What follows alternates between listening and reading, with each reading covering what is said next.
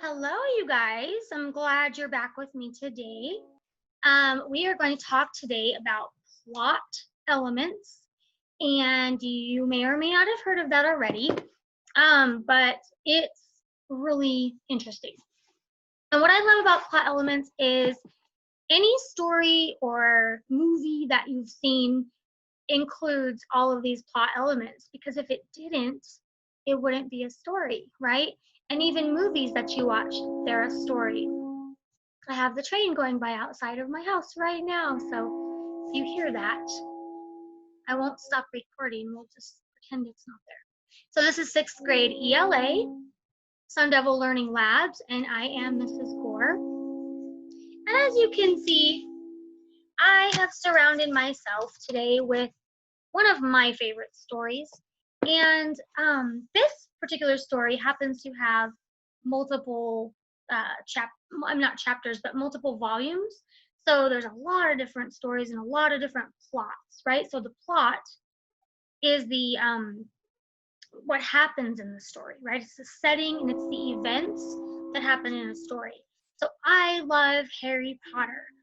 And I've said that in one of my other videos, but I really do. And I really just feel like the writer, J.K. Rowling, she has just come up with the greatest plots. And when you watch these movies or you read these books, you just get lost in them. And I think, without the plot elements, obviously you wouldn't have a story at all.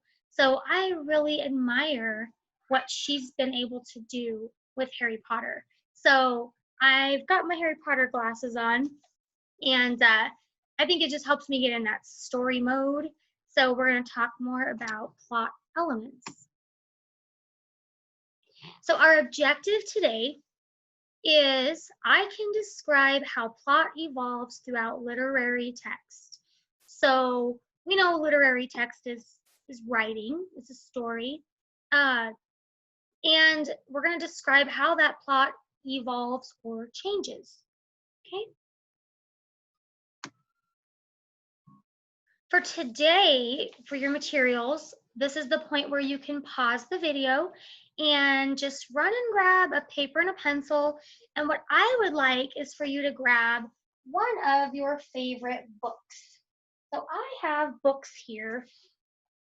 I have a chunk of the Harry Potter series, and I have this big, beautiful storybook here.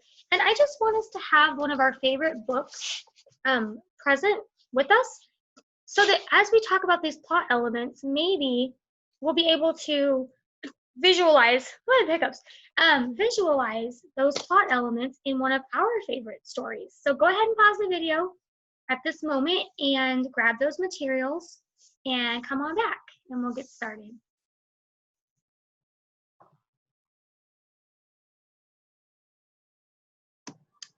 Okay, so we've got our materials. We've got our favorite storybook with us. Mine is right here. And I'm going to ask you a couple of questions. So, what do you know or remember about plot elements? Talking about this in school. I'm not sure exactly which grade starts learning about plot, but I'm sure you've heard it for a little while now. And then, can you name the elements of the plot of a story? Do you have any idea the names of the elements? I'll give you a hint. Today we're going to go over 5 plot elements. And so you can get really technical and there can be a couple of more added in, but the main 5 is what we're going to go over today. If you'd like to pause the video and take a moment to brainstorm those, you can go ahead and do that. If you think you might know a couple of them and you kind of want to just write them down, go ahead and pause the video for as long as you'd like. And then we want to talk about, why does plot matter to readers and writers? Like, why should there have to be a plot? It's kind of important, right? So like I said, with Harry Potter, I mean, the plot is just all of those things that make the story, the beginning, the middle, the end, and everything in between. So we're going to, like I said, talk more about it in detail, but that's the gist of plot. And could you imagine any story without it? Your characters, what would they do? They wouldn't do anything. They would just be characters on on a page, or it would just be really boring. So I think plot is fun to investigate. Okay. Okay, so the 5 I told you we were going to go over today are these 5. So get really familiar with these words. Again, if you'd like to pause the video and write these down, go for it, and then you can take some notes as we go to really hone your skills on each one of these elements. So exposition, rising action, the climax, the falling action, and the resolution. So those are the 5 we're going to focus on today, okay? And I promise you're going to learn about each one. There's going to be a lot of information, but just jot down notes on what you want to remember about each one and what you think is important. Okay, so this is part of that why is plot so important. So plot elements are the backbone of the story, organizing the events and enticing the reader to keep going, right? If there wasn't anything happening, why would we keep reading about it, you know? If there weren't those changes going along in the story, okay?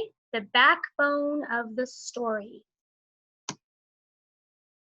All right, so is there a certain story that you think of when someone mentions plot elements? So as I've been talking about my story here, what's a story that you think of when you think about just the plot of a story and all of those changes happening through the story? What is something that just, boom, pops into your mind? Maybe the most interesting story you've ever read, kind of the way I am with Harry Potter. I just love all the descriptive words and the descriptions of the people and the places, the settings. There are so many different ones because we know a story doesn't have to just have one setting or one plot. It can kind of take those twists and turns, right? Especially if it's a long story. So just kind of think about in your mind as we go along, maybe your favorite plot in a story, okay? So this is a little diagram, and when we think of the plot of a story, we kind of picture this mountain peak, right? So the story's going along, it kind of climbs up and it peaks at the most interesting part, and then it goes back down. So that's what we're going to talk about. So this first little dot here is your exposition, okay? And we're going to talk more about what that is. Then you have your rising action going up. Then you have the climax, which is that highest point. You have your falling action, and you have your resolution.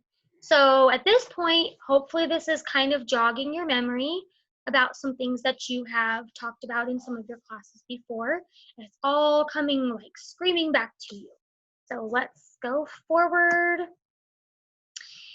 Now, this is not one of the plot elements we're talking about today, but it is part of plot. It is the huge part of plot, because if we don't have conflict, then what makes the story, right? There has to be some kind of conflict.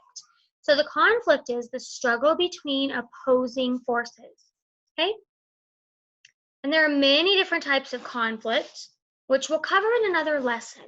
But conflict is so fun because there's so many different types of conflict. So let's go to the next one, and we should, let me go back to this one because it looks like I left out my vocabulary. So I wanted to go over opposing forces. So opposing is against, okay? So if you have something that's opposing something else, it is like fighting against it. So just remember that's what opposing means. So opposing, against, conflict, it's all, they all mean relatively the same thing, okay? So this is where we're going to dive right in and learn about those elements. So let's use a familiar fairy tale to learn about plot elements. Let's see if we know the fairy tale based on the changes that take place in the story, okay? All right, so we're at that word exposition. And what exposition is, we see it here on our little plot diagram, and it's right at the beginning. So what do you think exposition might mean if it's right there at the very, very beginning of our plot diagram? It is the beginning of the story. And what that usually gives us is the background information in a story. So we know nothing about our characters, the setting, any of that until it's given to us, right? So the exposition lays all that out there, okay? And it can start in a lot of ways, but it's just starting to give us that background information so that we can just jump into this story. So this is our fairy tale that we're going to talk about. This is the exposition. Once upon a time in a faraway land lived a young girl. She lived with her evil stepmother and two equally evil stepsisters. Okay, that's starting to give us a little window into our character. And there's a little picture of her. Okay.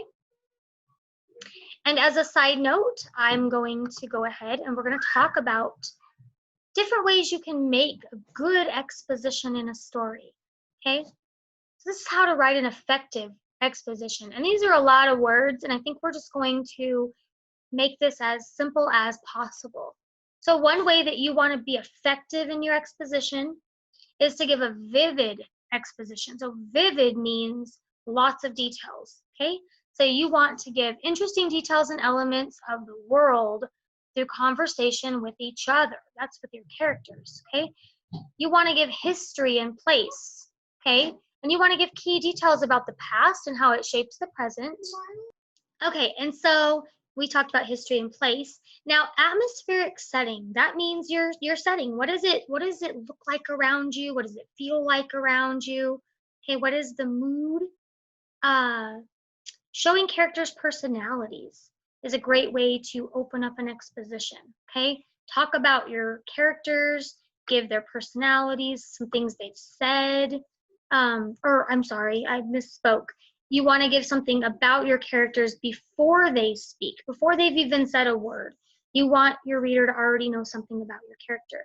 And then describing events that have already happened, okay? So that can be kind of going back into the past and painting a picture for someone. The narrator can recall mysterious events or what events kind of launch the story into motion, okay? So that's just a little side on exposition. So let's go back. So we did our exposition. Once upon a time, she lived with her evil stepmother and evil stepsisters. So now we're going to move right up this little mountain here. And we're going to start having that rising action of the story. We know who our character is, and we know what we're going to find out what's going to happen. So the rising action is the conflict that grows and leads to the climax of the story. Okay, so in our case, this is our rising action, and it's a pretty big part of the story, so it's a little bit longer. Okay, so the evil stepmother and stepsisters forced the girl to work hard and do all of the chores every day. They were mean to her as well. When an invitation came for a royal ball, her stepmother said she could not go and locked her in her room. When her dress was destroyed by the mean sisters and she lost hope of going to the ball, her fairy godmother appeared. The fairy godmother transformed her just in time to go to the ball. She turned a pumpkin into a coach and a mouse into the driver. The girl had a beautiful gown that she wore to the ball. At the ball, nobody knew who this mysterious girl was. The prince was taken by her. The two danced the night away. Okay, so we know who she is, and now we know what's happening to her, different conflicts that are happening, and it's leading up to like the most exciting part of the story. So as a side note, let's think about the story Little Red Riding Hood. Okay, so the rising action includes everything that takes place after Little Red sets off for Grandma's house. It lasts right up to the moment she faces the big bad wolf. In other words, most of the story is the rising action, which is often the case. So it's a big chunk of the story, right?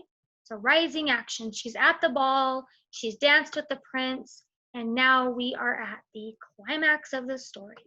So if we look at our little diagram here, we've got beginning, we climbed up that mountain, we are all the way to the top, the highest, most exciting, dramatic part of the story, okay? Highest point of drama or the turning point. That's our climax. So the clock struck midnight and the girl ran as fast as she could away from the ball. She did not want the spell to end, and in her rush, she lost her glass slipper. Okay? So this is like the most exciting part, right? She is running from that ball. She's in such a hurry. She loses her slipper, leaves it behind, and has to run home with only one slipper on. So I'm going to click on this little crown, and we're going to talk a little more about climax, just so you guys kind of understand it a little better.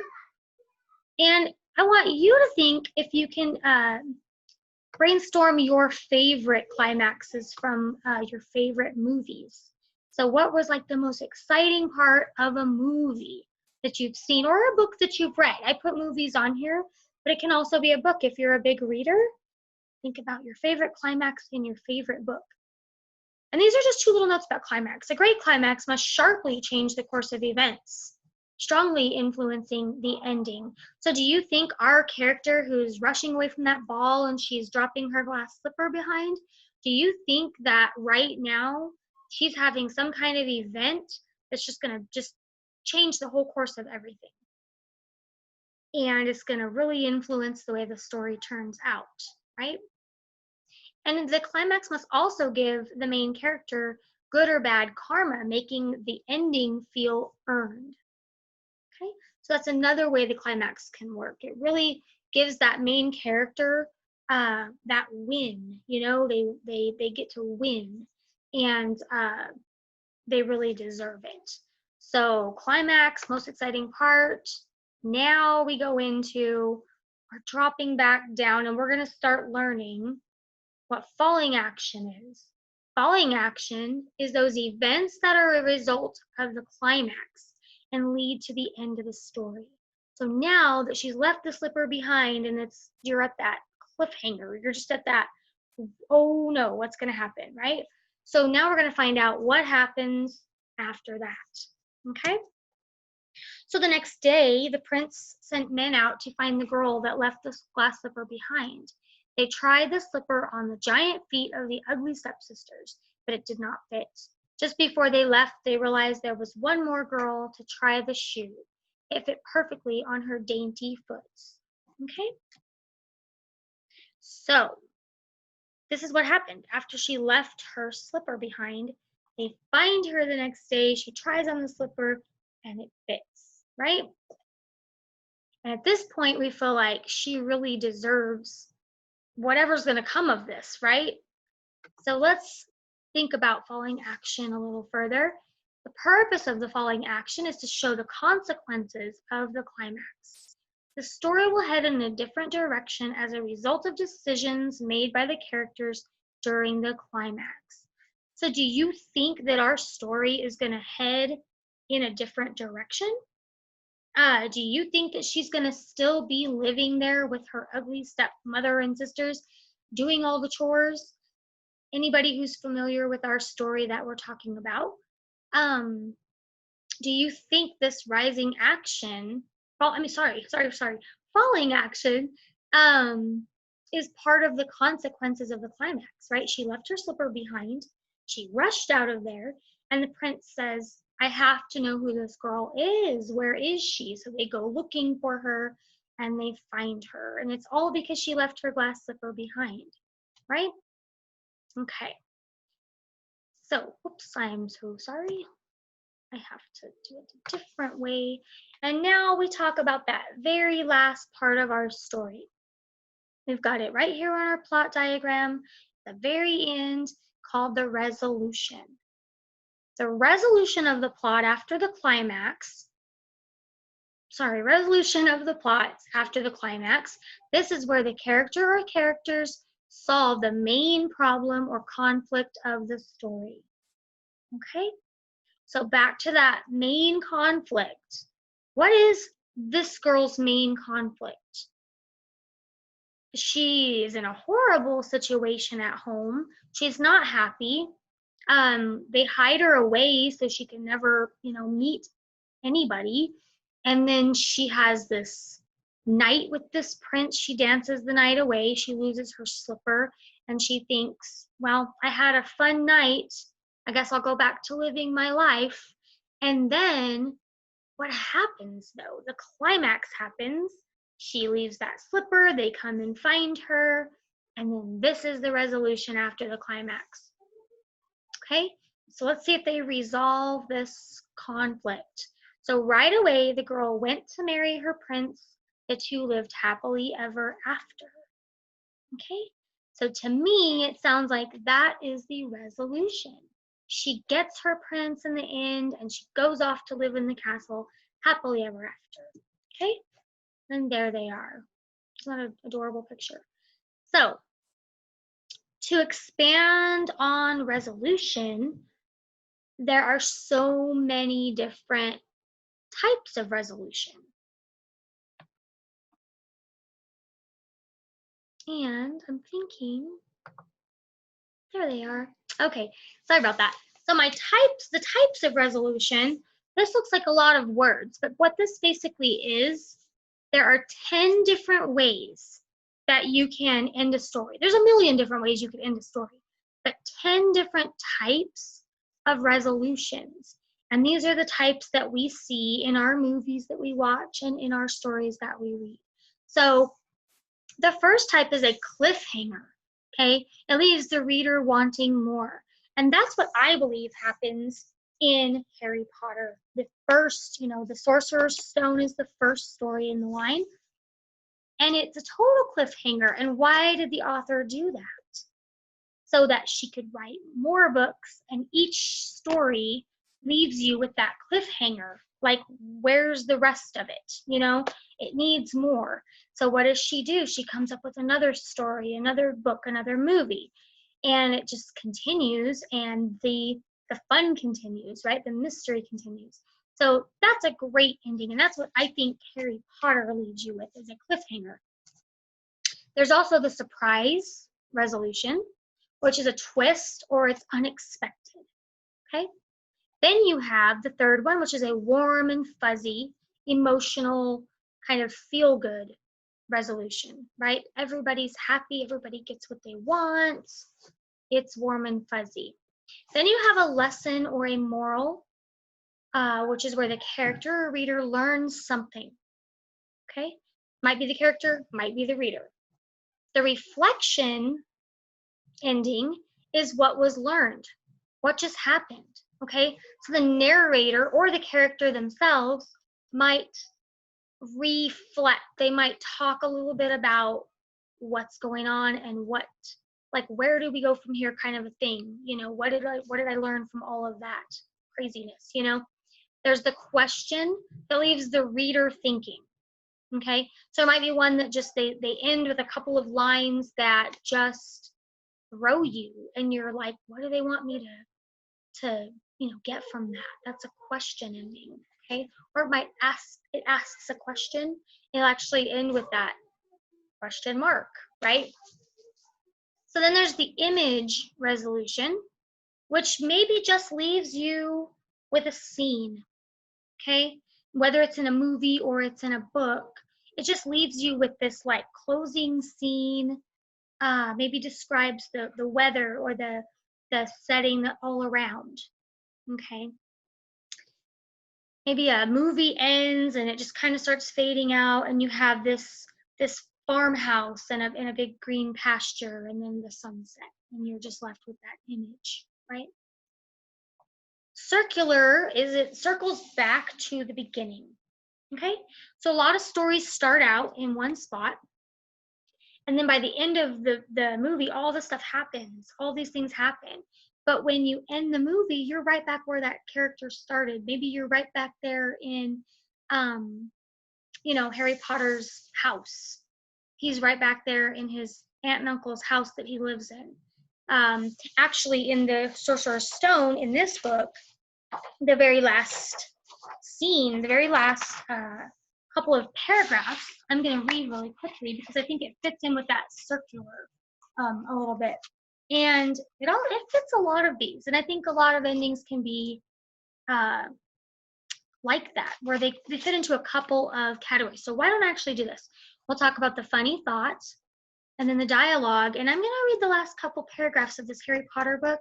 And we're going to kind of see if we think what we think the resolution is. Okay? So the funny is funny thought is humor, and it makes the reader laugh. Okay, so the narrator or the writer leaves you with a funny thought, maybe a joke, or a silly line. So kind of makes you chuckle. And then dialogue ends the story with a memorable quote, and it shows character personality. Okay, so dialogue means that you're actually speaking. It's speaking between characters.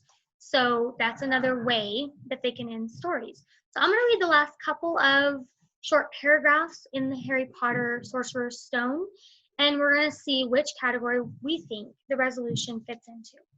Okay?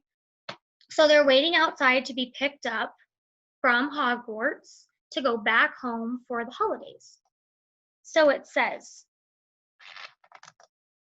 let me see where I'm going to start.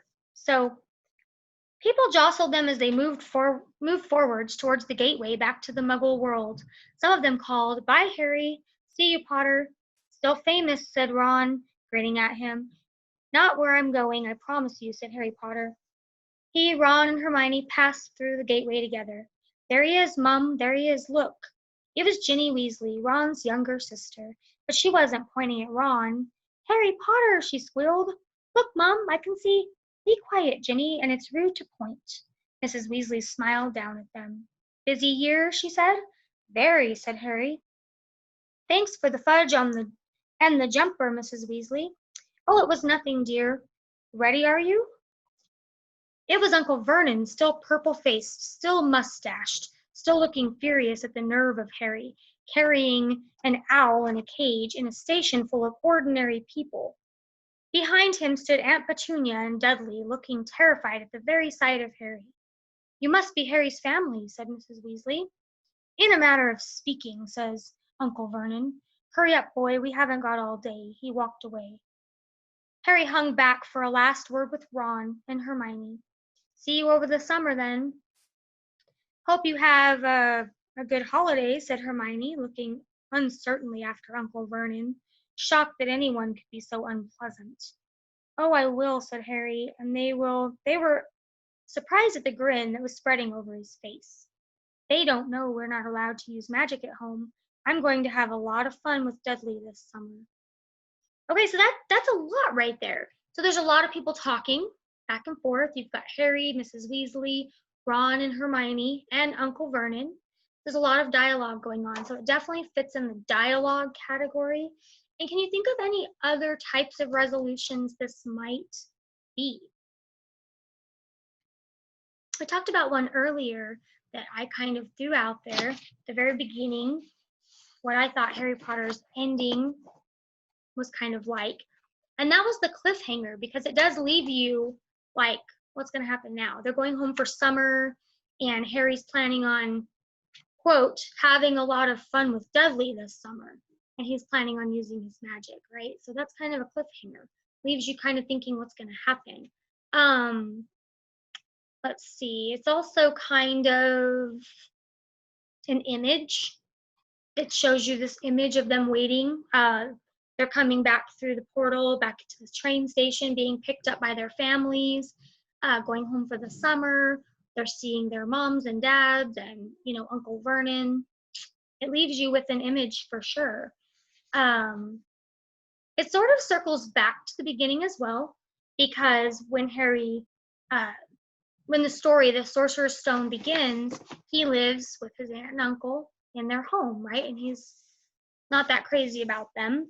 And now he's getting ready to go back with them for the summer and endure that house that he lives in.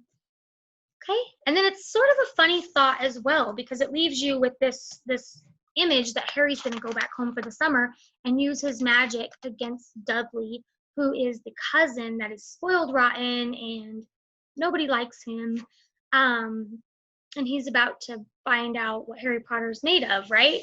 So it leaves you with a funny thought. So if you can see that, we picked out 4 different types of resolutions that are all wrapped up in one.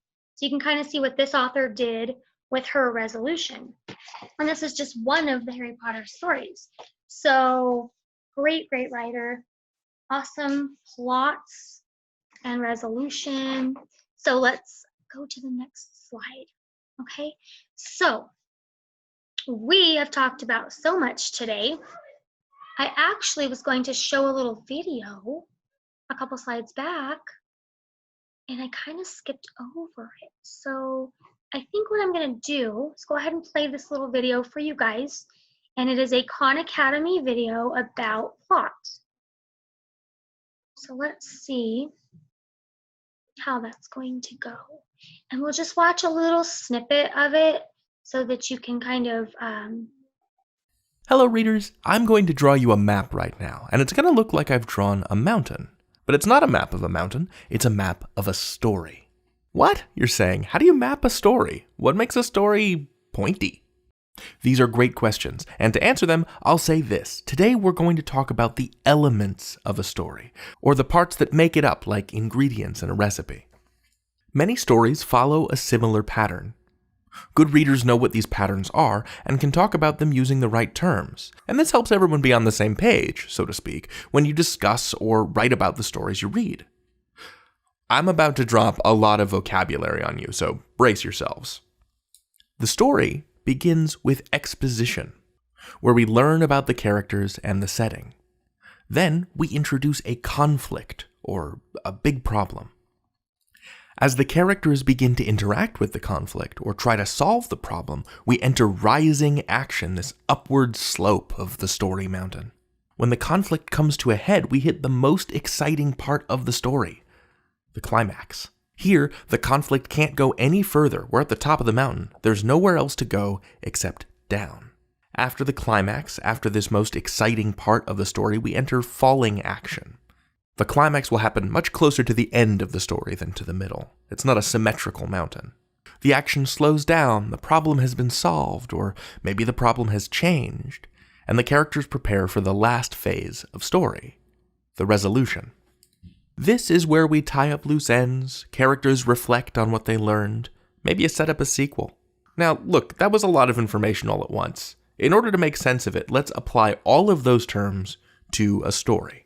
Now, our go-to has been The Three Little Pigs, and while that's a story everyone knows, I'm starting to think it needs to be freshened up a little bit, really work on its franchise potential, you know? So let's go through the elements of story by looking at my new project, a reboot of Three Little Pigs, that I'm calling TLP STARBOUND. See, it's Three Little Pigs, but it's in space. That's a space helmet. So I'm going to put a little story map here in the corner. Okay, so, the exposition. It's the future. Pigs have expanded to every corner of the galaxy. 3 brave little pigs decide to strike out on their own, exploring a new, exciting region of space. 1 builds a spaceship out of straw. Go with me here. 1 builds a spaceship out of twigs. And 1 builds a spaceship out of a flexible hyperalloy they developed in a laboratory. She's the brainy pig. So, we've got the setting. It's the future, they're in space. We've got our characters, the pigs. Now, the conflict. Along comes the notorious space pirate, Captain Wolf. He's big, he's bad. He wants to blow up the spaceships and eat the pigs.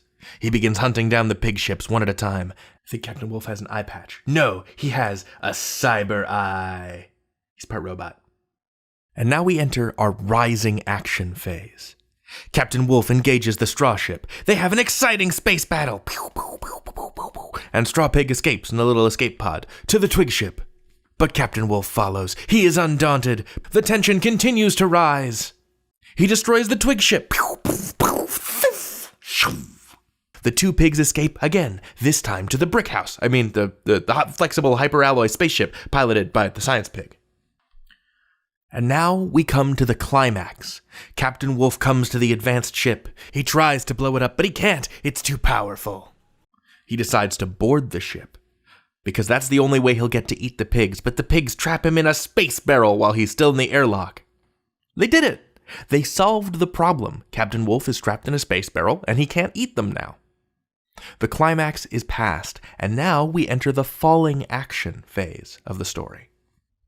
In the version of the story that I know, the 3 little pigs roll the barrel into the river. So I think maybe in this version they punt the space barrel out the airlock into the cold void of space. Or maybe they strand him on a deserted planet. But in any case, they never have to deal with the wolf again. The threat is now gone, and that means that the conflict has been resolved. We're in the resolution part of the story now. The first two little pigs, the straw ship pig and the twig ship pig, learn that they need to put more work into their spaceships if they want to survive in space, and they build fancy spaceships just like the science pig. And that's an introduction to story elements. Now that you're familiar with the ideas, start applying them to your favorite stories. You can do this with any form of media: books, comics, TV shows, movies, games. What's the conflict? How is it resolved? Once you start looking for story structure in entertainment, you will find it everywhere. Let us know what you see. You can learn anything. David out. So let me get back to my... Okay, so we did our lesson and we watched that fun video from Khan Academy, and I think he does a great job of explaining in a really quick way what we learned today. So we're going to talk about what have we learned today. So this is going back to our objective we talked about in the very, very beginning, and that was that, let's read it together.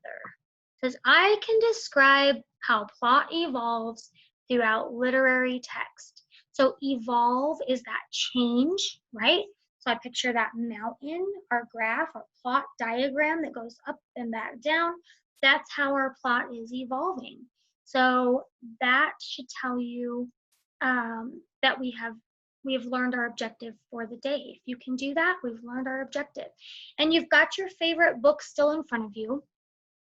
And maybe by now you are able to think about the parts of that book that you're holding that's in front of you and kind of pick out those parts. Pick out the beginning, pick out that rising, the exposition, pick out the rising action, pick out the climax, the falling action, and then all the way to that resolution. And you can practice that with anything, like they said in the video, anything, comic books, even your storytelling video games or movies, TV shows, or books. So great work today. And I do have a little bit of an assignment that you can go out and do. And that's just practicing writing your own story. And try to, it doesn't have to be long, but you can go out and you can just write about anything you want. And you can try to include all of those plot elements. Remember the 5 we talked about today, and just try to make sure you include all of those plot elements and then see how it develops your story. It develops your plot. Okay, so great work today, you guys. I love talking stories. I'm a huge TV person, movies and TV shows, and books as well. So just have fun with it. And we hear these words like plot development, and we get a little bit scared, but really if you think about it, every story that you come across, even if someone's telling you a story, say somebody's talking about something that happened to them the other day, don't you think that even those stories have a plot, and they have every element of the plot? It starts out somewhere, there's conflict that leads to that most exciting part of the story, and then it starts dropping down, and then you find out how they resolved it. What was the resolution? What was the end of the story? Okay, so go out there and apply those the knowledge that we learned today, and look for the plot elements all around you. So thanks for working with me today, and have a great rest of your day.